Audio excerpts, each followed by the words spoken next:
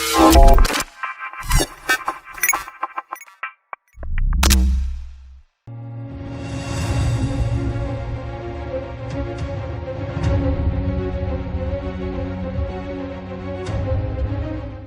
bilang kepada saudara pada sore hari ini, aku sudah berjalan di depanmu, aku menyertai kamu, dan aku tidak akan meninggalkan kamu. Itu yang cukup kita tahu. Kita tidak perlu tahu masa depan seperti apa. Yang kita perlu tahu janji Tuhan kalau kita kuat dan teguh di dalam Dia, akan nyata semua pada waktu. Jangan takut saudara, jangan takut saudara. Kuatkan hatimu dan teguhkan hati. Itu artinya apa? Mesti kita sendiri yang menguatkan hati kita. Kita sendiri yang meneguhkan hati kita. Tuhan tetap ada, janji Tuhan tetap ada. Tapi terlalu banyak yang bikin kita merasa susah dan sedih dan negatif dalam hidup kita.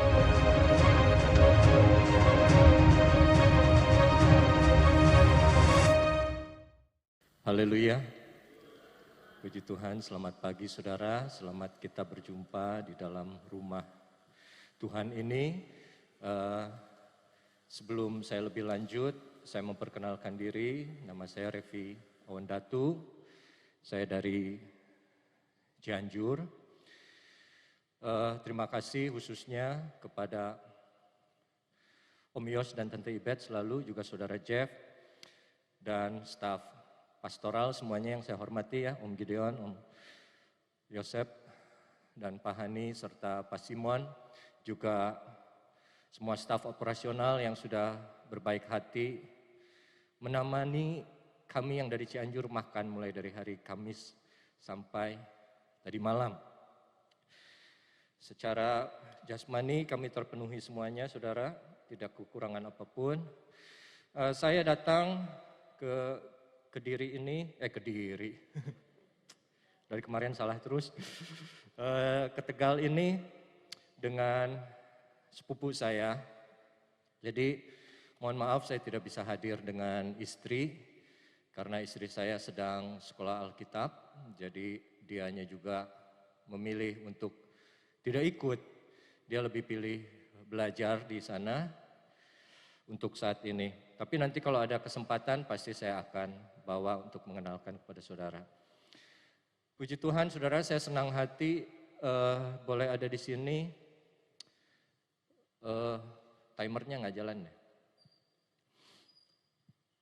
Karena saya boleh rasakan kebaikan Tuhan melalui saudara semua, saya boleh lihat ibadahnya juga yang luar biasa yang ada di sini, para pemain musiknya juga jadi berkat buat saya, khususnya pemain keyboard yang kemarin juga main bass, beliau main dengan sangat baik.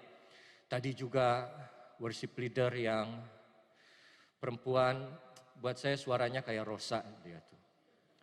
Betul, vibranya tuh kayak Rosa. Jadi puji Tuhan kalau Tuhan pakai ya, ada yang memiliki suara seperti Rosa melayani Tuhan. Itu buat kebaikan kita semua.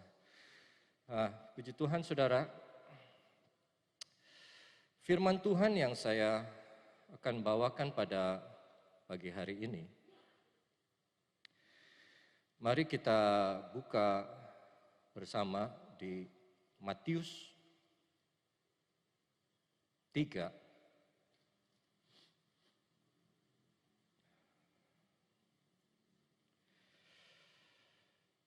Ayat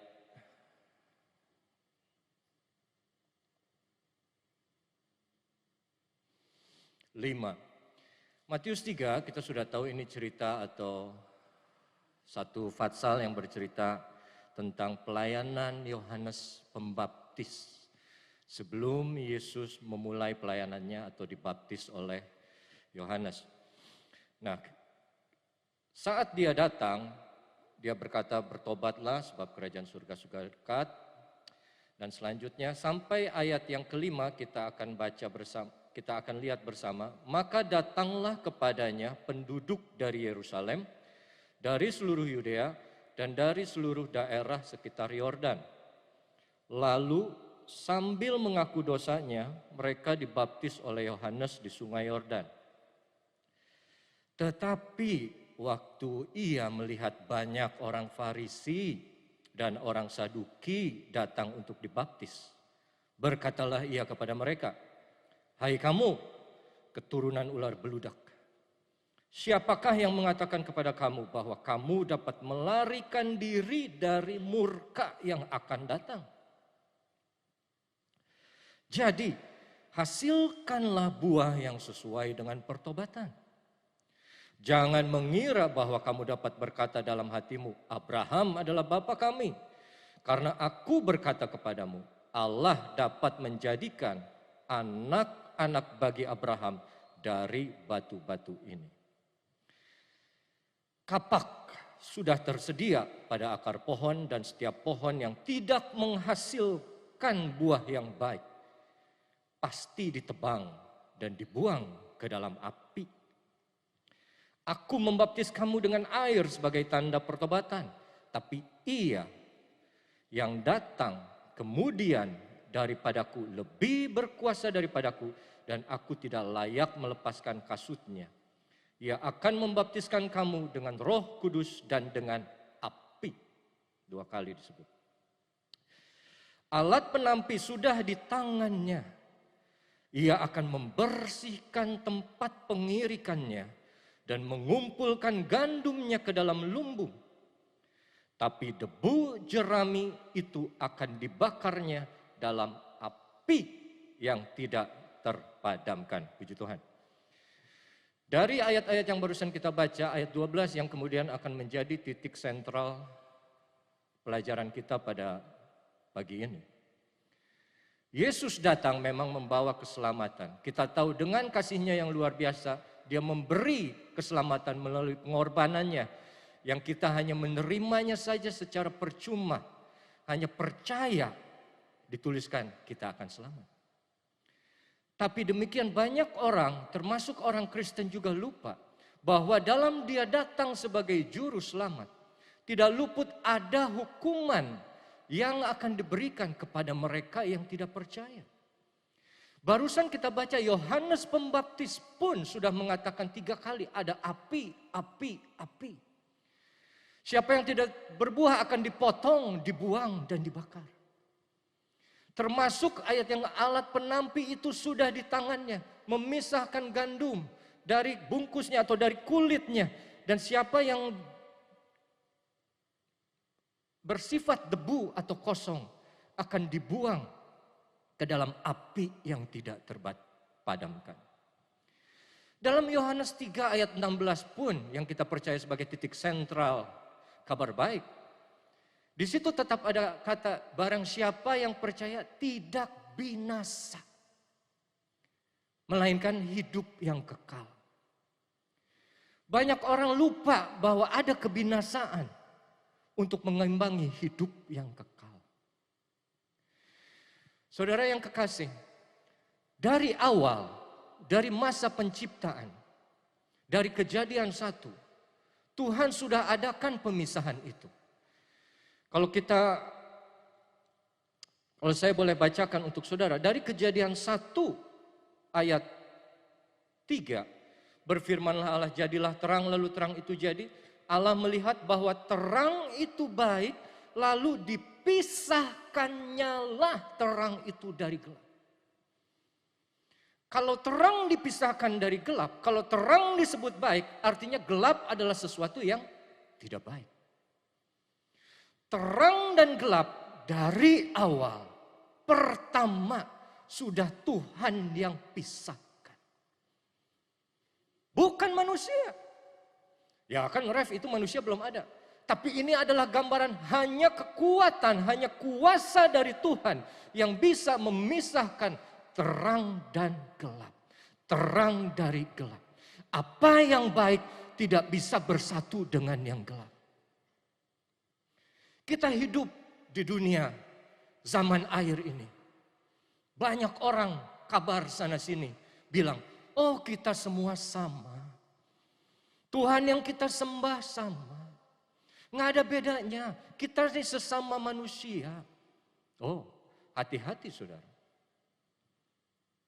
Tuhan bilang, dari awal terang dan gelap tidak bisa bersatu dan harus dipisahkan. Kita semua yang ada di sini, yang sudah percaya, menerima Yesus Tuhan sebagai Juru Selamat, disebut anak-anak terang. Tapi mereka yang menolak, yang tidak percaya kepada Kristus, itu disebut anak-anak pendusta, iblis, anak-anak gelap.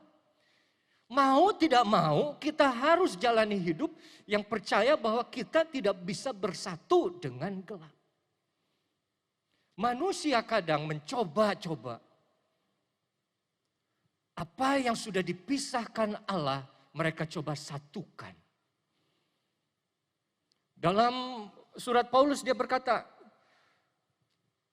terang tidak bisa disatukan dengan gelap. Banyak orang yang Kristen coba-coba untuk nikah dengan yang gelap. Maksudnya dengan orang yang belum percaya Tuhan. Tapi kita lihat, saya tidak usah sebut nama. Banyak selebriti. Yang satu Kristen, yang satu non-Kristen. Hidup, tapi ujung-ujungnya selama 10, 20, 25 tahun akhirnya apa? Pisah. Banyak, kalau saudara mau pikir banyak yang begitu. Artinya apa? Itu penggenapan dari firman Tuhan bahwa terang dan gelap tidak bisa bersatu. Tapi karena manusia keras kepala, Tuhan sendiri yang putuskan, aku yang akan pisahkan terang dan gelap. Dalam Matius yang barusan kita baca, dalam ayat yang terakhirnya, Matius 3 ayat 12, dikatakan dengan jelas, alat penampi sudah di tangannya. Di tangan siapa? Di tangan Yesus. Ia akan membersihkan tempat pengirikan dan mengumpulkan gandum ke dalam lumbung, tapi debu jerami akan dibakarnya. Ada pemisahan. Antara gandum dan debu jerami ada pemisahan, tidak bisa bersatu.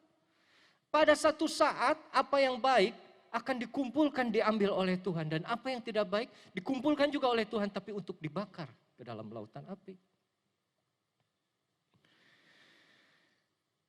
Matius 10 ayat 34 saja bicara, aku datang bukan untuk membawa damai di atas bumi, melainkan pedang.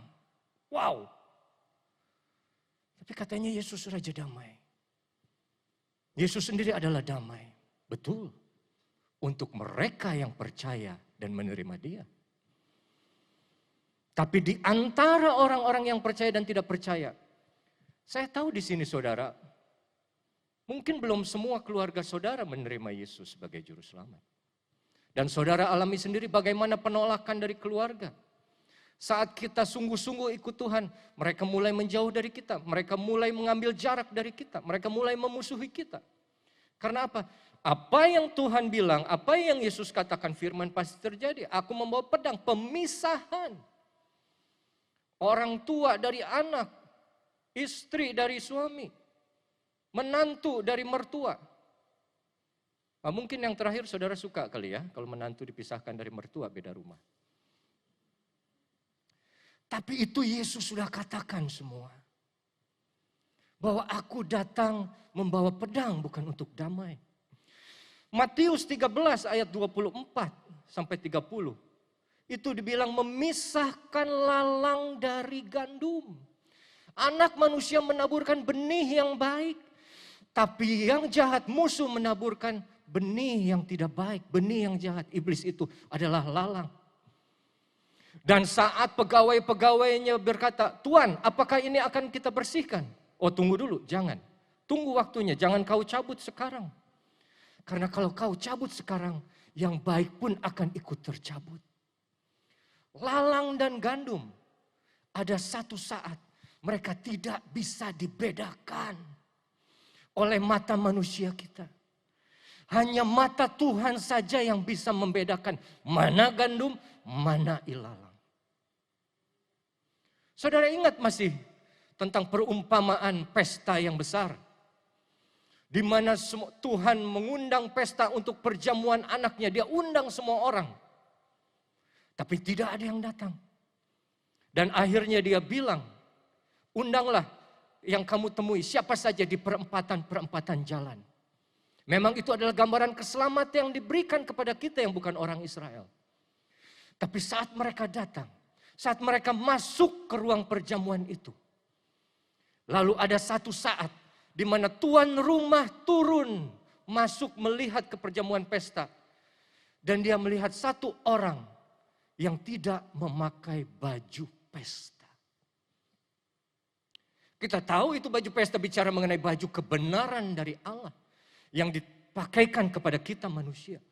Tapi yang saya mau katakan, tidak ada yang bisa mengetahui bahwa oh itu tidak pakai baju pesta. Hanya Tuhan yang bisa membedakan. Saya rindu di sini semua adalah gandum. Saya rindu di sini semua adalah domba. Tapi itu bukan keputusan saya yang menentukan. Itu Yesus nanti pada akhir. Siapa yang menentukan kita sebenarnya di hari penghakiman. Tapi ilalang dengan gandum tumbuh jadi satu, ada di antara kita, kita tidak bisa bedakan. Dan lalu Matius 13 juga di ayat yang ke-47 bicara juga tentang pemisahan. Pemisahan ikan yang baik dengan ikan yang tidak baik. Kalau saudara perhatikan tema ini ada dari awal pelayanan Yesus, dari sebelum Yesus melayani. Yohanes Pembaptis sudah bilang. Kejadian 1 bicara mengenai terang dan gelap dipisahkan oleh Allah. Tapi Matius 3 bicara mengenai bahwa kalau kamu tidak bertobat dan menghasilkan buah yang benar, kapak sudah tersedia di akar. Dan itu akan siap memotong kamu. Sebuah peringatan yang keras kepada kita semua. Jangan main-main dengan keselamatan. Jangan main-main dengan apa yang Yesus sudah lakukan di dalam hidup kita, saudara. Tapi pada akhirnya di dalam Matius ini, pemisahan yang akan terjadi, yaitu akan kita lihat di Matius 25. Saudara tidak perlu, kita tidak akan baca semua, tapi ayat 31 saja dan 32. Apabila anak manusia datang dalam kemuliaannya dan semua malaikat bersama-sama dengan dia, maka ia akan bersemayam di atas tahta kemuliaannya. Lalu semua bangsa akan dikumpulkan di hadapannya dan ia akan memisahkan mereka seorang daripada seorang. Sama seperti gembala memisahkan domba dari kambing. Proses pemisahannya seorang demi seorang. Tiap orang bertanggung jawab untuk keselamatan dirinya sendiri. Saudara bayangkan, ini penghakiman terakhir. Semua bangsa di dunia akan dikumpulkan. Kalau kita boleh menggambarkan dengan pikiran kita yang terbatas. Saat itu terjadi, mungkin kita akan berdiri semua orang ini. Seluruh bangsa yang ada di dunia. Dan di situ ada satu tahta di mana Yesus duduk disertai dengan malaikat-malaikatnya. Dan dia akan memisahkan kita ke kanan mungkin seperti domba atau ke kiri seperti kambing. Dan di situ kita tidak tahu. Ya kita percaya kita adalah domba-domba yang baik. Tapi di saat itu saat pemisahan yang akan terjadi. Misalnya dipanggillah siapa namanya. Efraim. Ke kanan. Dia ke kanan sendirian kan. Terus dipanggil lagi. Kevin. Ke kanan lagi. Nah mungkin karena mereka sudah tahu saat mereka hidup bahwa oh ini penghakiman terakhir nih. Ini akan pemisahan nih domba sama kambing. Begitu Efraim pindah ke kanan, dia masih ketar-ketir. Ini nggak tahu ini gue ada di domba atau di kambing. Tapi begitu datang Kevin. Terus begitu juga datang misalnya saudara Cornel ke situ. Wah mereka yakin bro aman kita. Kita kan pelayan Tuhan. kita melayani Dia dengan sungguh. Dan kita tahu bahwa Tuhan tidak pernah tidak menepati janjinya. Siapa yang setia sampai akhir, dia akan selamat. Saudara ngobrol, banyak orang yang pindah ke sini, banyak orang yang pindah ke sana. Begitu terus saudara lihat ke kiri, Om Gideon ke sini. Bro, Om Gideon ke sana loh. Wah, gitu. Om Yosef ke sini. Mulai goyang kan? Ini kita ada di mana nih? Begitu lihat Om Yos ke sini. Wah. Jangan sampai, itu hanya pemahaman saya aja sebagai manusia untuk menggambarkan apa yang akan terjadi. Tapi saudara, Matius 25 ayat 46. Mereka ini akan masuk ke tempat sisaan yang kekal, tapi orang benar ke dalam hidup yang kekal. Dari 5 contoh yang barusan kita baca, selalu ada api penghakiman. Dan ada hidup yang kekal. Hidup yang kekal tidak bisa lepas dari api penghakiman. Api penghakiman juga selalu berjalan bersama dengan hidup yang kekal. Matius 3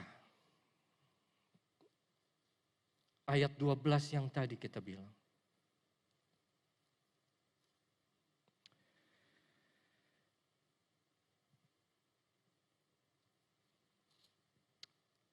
Alat penampi sudah di tangannya untuk mengumpulkan gandum dan memisahkannya dari debu jerami. Kita tahu saudara, ini artinya apa? Ini artinya akan ada seleksi, akan ada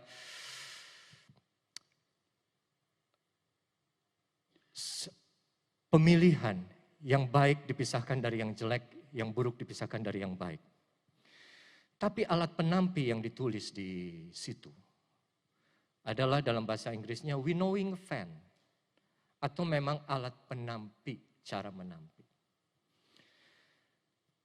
Setiap perumpamaan yang Rasul Yesus atau Nabi katakan, selalu mereka mengambil dari apa yang sedang terjadi saat itu. Tempat pengirikan di mana mereka menampi, memisahkan gandum dari sekam, itu selalu berada di tempat yang paling tinggi dari satu daerah. Mereka tidak akan ada di lembah, tapi mereka butuh angin untuk meniup sekam itu. Jadi tempat pengirikan harus pasti selalu ada di tempat yang tinggi, entah bukit atau gunung. Pokoknya tempat yang paling tinggi. Gandum berisi, sekamnya kosong. Tidak bisa dipisahkan tanpa satu proses. Dan Yohanes Pembaptis bilang, alat penampi itu sudah di tangan Yesus. Hati-hati. Karena sebetulnya saat dia datang, dia sudah mulai penampian itu. Siapa yang terima, siapa yang tidak.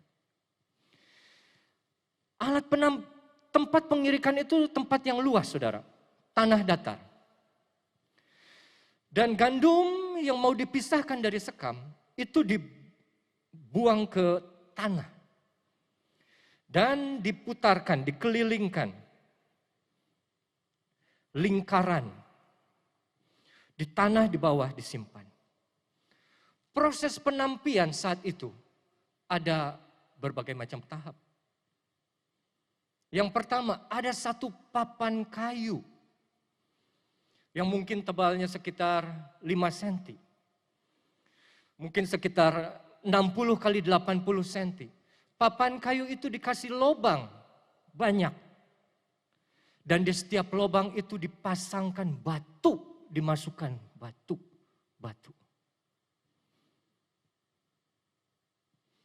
Setelah batu-batu itu tertempel di papan itu, yang sisi batu tajamnya dijatuhkan di atas jerami.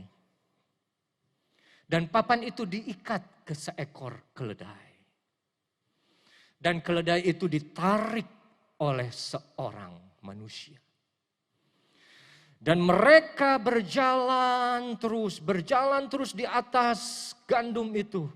Berjalan berputar-putar terus. Untuk apa? Untuk memisahkan gandum dari sekam. Mereka diinjak oleh kaki seorang. Mereka diinjak lagi oleh kaki keledai. Dan yang paling berat, mereka digerus dengan sakitnya oleh batu yang ada tertempel pada papan kayu itu.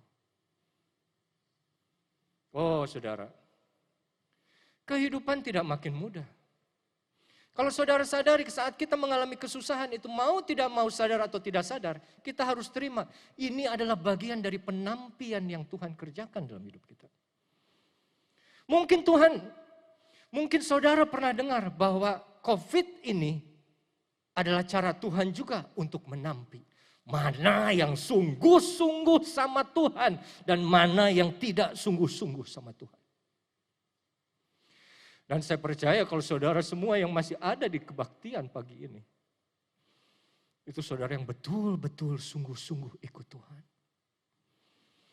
COVID ini banyak bikin orang Kristen tidak ke gereja lagi. Bukan saja di Tegal, mau di Cianjur atau di Jakarta pun terakhir saya melayani. Mereka bilang, aduh Rev, ini Tante Lydia Rungkat yang bilang, aduh Rev, saya tuh bingung. Ada jemaat yang dari awal COVID, sebelum PPKM dia nggak ke gereja. Tapi sesudah ada PPKM, dia masih nggak ke gereja. Dan sekarang sesudah gereja dibuka untuk pertemuan tatap muka, masih nggak ke gereja juga. Saya bilang, Tante itu sih di Cianjur juga begitu. Ada yang sama persis. Tapi terus mereka pakai alasan, di Cianjur, saya nggak tahu di sini. Saya nggak tahu di sini ya Om ya. Tapi kalau di Cianjur, mereka bilang, janganlah saya takut kena COVID, itu kan kerumunan. Jaraknya dekat, ruangan tertutup, pakai AC nggak baik. Saya nggak mau, nanti aja kalau COVID sudah selesai, nggak ada baru. Saya bilang COVID nggak akan pernah hilang. Betul kan? Ilmu pengetahuan sudah bilang COVID tidak akan hilang. Tapi apa yang terjadi saudara? Semua jemaat di Cianjur yang ngomong seperti itu, kena COVID akhirnya. Yang pasti bukan dari gereja, karena mereka tidak ke gereja. Begitu kena COVID langsunglah, mohon bantuan doa, kami ini sudah diisolasi apa segala macam. Tapi setiap masalah, setiap problem, setiap kejadian yang terjadi dalam hidup kita itu adalah bagian dari penampian. Penampian itu enak apa tidak? Tidak enak. Menyenangkan atau sakit? Sakit. Siapa yang bilang enak diinjak-injak? Dan saat itu sudah digerus-gerus pula oleh batu yang tajam di dalam hidup kita. Tapi pemurnian itu memang perlu kita lalui untuk membuktikan pada akhirnya apakah kita berkenan, kudus, baik dan setia di hadapan Tuhan kita Yesus. Tanpa penampian tidak mungkin ada pemisahan. Dan tanpa pemisahan tidak ada perkenanan Allah bahwa hanya orang-orangku saja yang kudus yang berkenan kepadaku.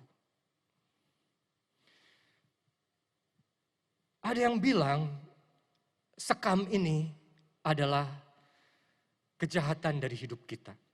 Dosa dari hidup kita yang coba dibersihkan oleh alat penampi itu.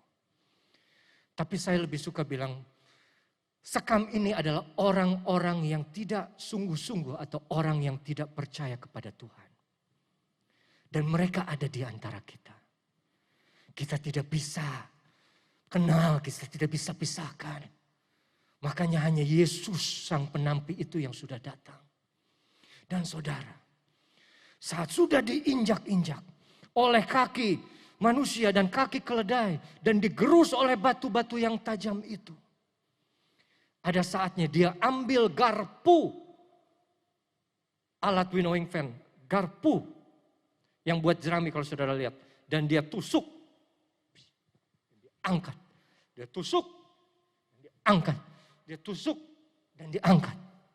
Kehidupan kita akan seperti kehidupan yang kacau balau yang selalu diangkat naik turun naik turun. Kehidupan orang Kristen tidak pernah kehidupan yang selalu di atas. Ada saatnya di bawah. Kenapa? Karena itu bagian dari penampian. Karena itu yang Tuhan kerjakan untuk melihat apakah kita berisi atau kosong terbang menjauh. Tapi saat dia tusuk naik ke atas. Tusuk naik buang ke atas. Yang berisi akan selalu jatuh di dekat kaki Yesus. Saat proses itu datang, saat penampian itu datang, orang-orang yang kosong yang tidak sungguh-sungguh akan terbawa oleh angin percobaan, angin ujian, angin godaan, angin ajaran palsu. Dia jatuh pula. Tapi jatuh jauh dari kaki Yesus. Orang yang berisi saat ada dalam masalah, dia akan selalu jatuh di kaki Yesus. Dia akan berdoa kepadanya. Dia akan memohon belas kasihan kepadanya. Yesus bilang, Marta, kenapa kamu khawatir dengan hal yang tidak perlu? Lihat Maria, sudah mengambil bagian yang terbaik. Ada di dekat kaki Yesus. Dia ingin dekat dengan Yesus. Saat dalam masalah saudaranya Lazarus meninggal. Maria lari ke arah Yesus saat dia mendengar tuannya itu sudah datang. Dan dia tersungkur di bawah kaki Yesus. Oh Tuhan, seandainya Engkau ada di sini, saudaraku tidak akan mati. Orang di Gerasa pun yang gila. Yang dipenuhi, diisi, dirasuk oleh iblis. Saat Yesus datang pun, dia lari tersungkur di bawah kaki Yesus. Di bawah kaki Yesus ada kedamaian. Di bawah kaki Yesus ada kebangkitan kemenangan melalui Lazarus. Dan di bawah kaki Yesus ada kebebasan. Kita dilepaskan dari kuasa-kuasa jahat seperti yang orang gila itu. Saudara yang kekasih, siapa saudara akan ditentukan saat penampi itu sudah mulai bekerja dalam hidup saudara. Apakah saat penampian itu datang, masalah itu datang, saudara akan jauh dari Yesus? Atau saudara akan tetap jatuh dekat kaki Yesus?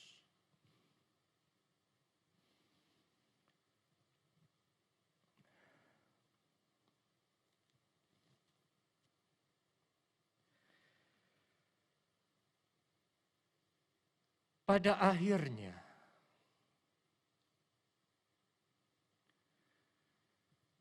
kedua berkas itu akan diambil oleh sang penampi. Yang berisi gandum dia akan angkat. Yang kosong terbuang jauh dari dirinya, dia akan angkat pula. Mereka yang bertahan saat penampian itu dan tetap jatuh dekat kaki Yesus. Yesus akan angkat. Dua-duanya jatuh, saudara. Perhatikan, dua-duanya jatuh. Kita, orang yang percaya, dan mereka orang yang tidak percaya atau yang tidak sungguh-sungguh, pada akhirnya akan mati. Kita berdua sama-sama akan mati.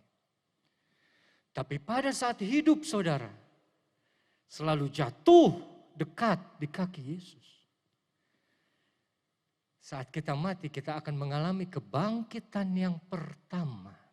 Kita diangkat dari bawah.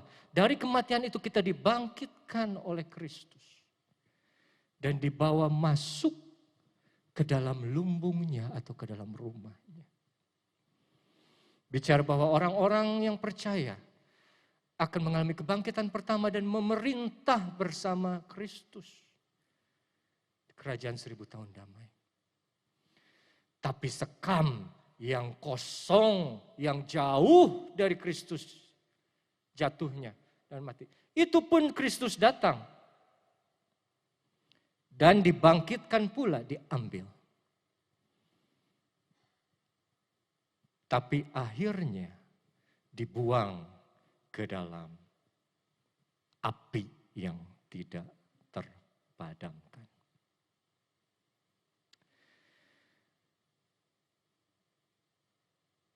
Saya undang pemain musik untuk maju ke depan. Saudara yang kekasih, jangan pernah lupa bahwa Yesus bukan saja datang sebagai juru selamat, tapi nanti pada akhirnya Yesus datang sebagai hakim yang adil. Dia memberikan keselamatan untuk kita pertanggungjawabkan. Apakah hidup yang dia sudah berikan kepada saya dan saudara, saudara pakai dengan baik? Makanya dibilang hasilkanlah buah sesuai dengan pertobatan. Dan buah itu tidak bisa nampak tanpa penampi, yaitu Yesus sendiri yang akan bekerja dalam hidup kita selalu. Sadari saudara, sadari. Setiap tahap dalam hidup kita itu merupakan penampian dari Kristus. Mana yang akan menentukan adalah saat itu datang, apakah kita akan selalu jatuh dekat kakinya atau kita jatuh jauh dari kaki Yesus.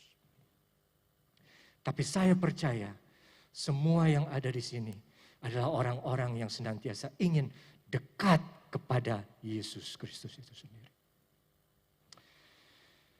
Mari kita berdoa, saudara, saya akan berdoa.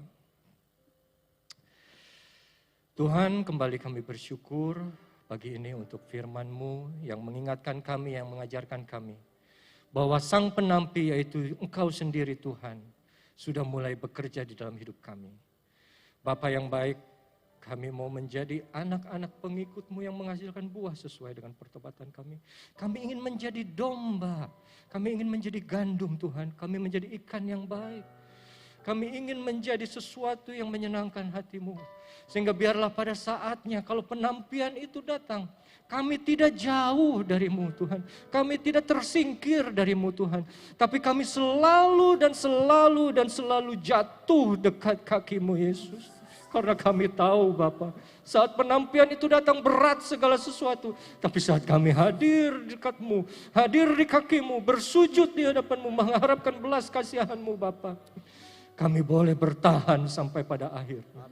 Terima kasih Tuhan, terima kasih. Hamba-Mu berdoa untuk jemaat GPD Mahanaim. Biarlah mereka boleh menjadi domba-domba, gandum-gandum ikan yang baik. Yang boleh bertahan sampai akhir menjadi orang-orang yang setia, yang baik di hadapan-Mu Tuhan.